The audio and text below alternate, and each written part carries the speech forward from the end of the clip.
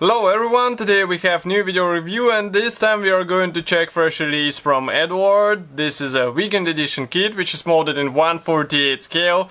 It is based on well-known set from this Czech manufacturer. It's a BF109E3 and now we have a commercial sample, so it means you will get exactly the same stuff as what you will see in this video review. This is the final version of this release and it should be already available on official Eduard website. So first of all, here we get the standard Profi Pack or Weekend Edition box for 1/48 scale kits. Here you can see comparison with my hand. We have both marking options on the box art. Next, on this side we have some information about the kit, and on the other side you can see profiles for both marking options as well as the paints chart here, which will be handy if you would like to buy some paints for the model build. This is a top opening box, so let's open it. And here's what we have inside. So all frames are packed into the same plastic bag, and also on the bottom we have decals and assembly manual. We will check them a bit later. I would like to start with plastic first, so just give me a sec. Okay, I'll sit a bit closer. We flip it around and let's open it and take a closer look. As I said before, this plastic is well known because it was released some time ago and it was released in several editions, so you should be familiar with it. Maybe you saw it on the model exhibitions, maybe somewhere else. And we start with clear plastic sprue. As you can see, it is packed into the separate plastic bag. Let's zoom in.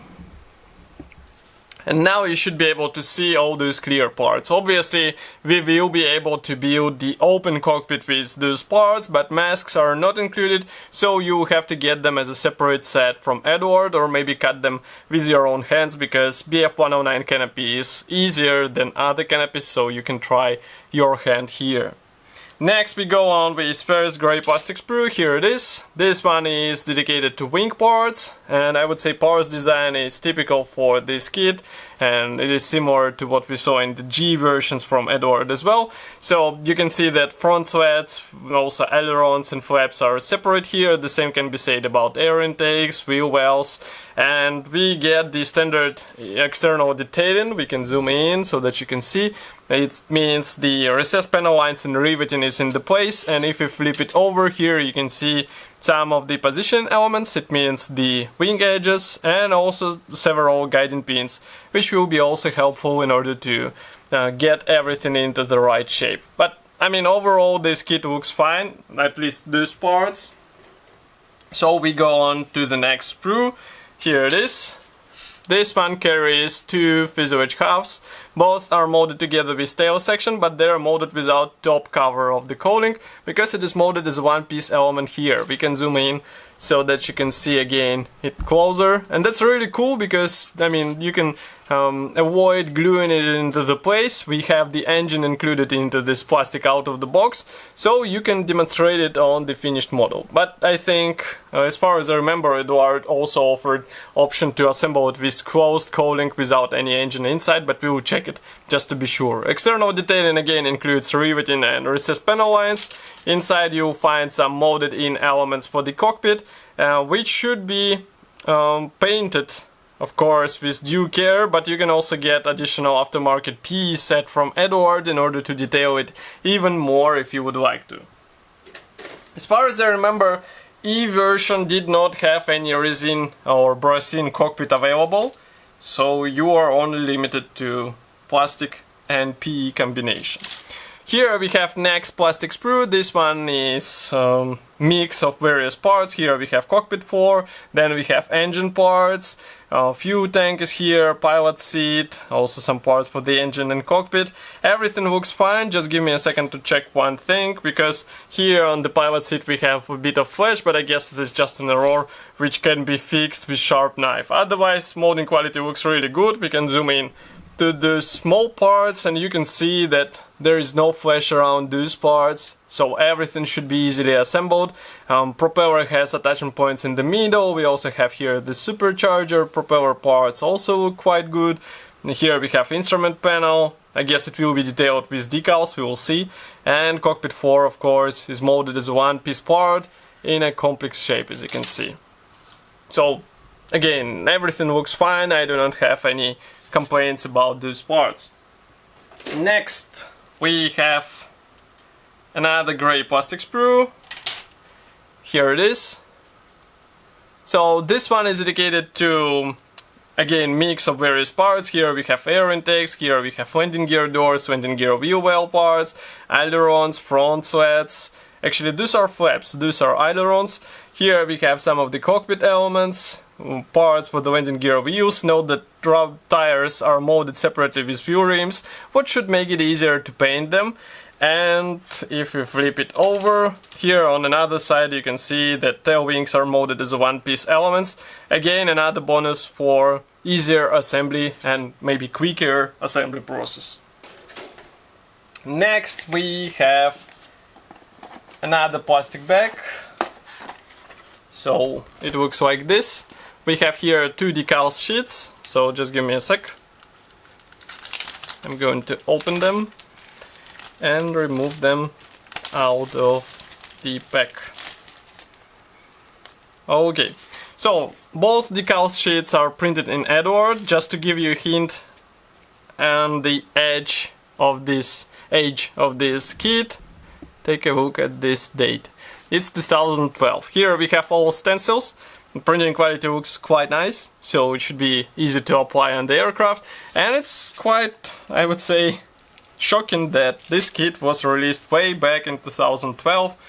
Today it's already 2020, so 8 years ago. Time flies, huh? Next we get the main, let's say, decal sheet with all necessary symbols for two marking options. This one is fresh, we have here 2019. We have also decals for the cockpit, it means seat belts and instrument panel decals. And of course swastika is included. It is typical feature of Eduard kits, nothing is omitted here. And I think again those decals will be easy to apply. This might be already printed with a new machine, which provides even thinner decals as a result of using it. Next we have assembly manual. Just give me a sec. Here it is. Assembly manual is also typical for Eduard, so if you assembled one of their kits you will be familiar with it. On the first page we have parts map. This is a weekend edition kit, so there are no history notes included here, just some safety advices. We go on with assembly process, which starts with cockpit here, you can see. Next we continue with engine assembly, and also we continue that here you can choose that closed engine and gun cooling. You have to go to page blah blah blah. You won't have to use parts for the engine, obviously, so I was right when I was mentioning it in the beginning.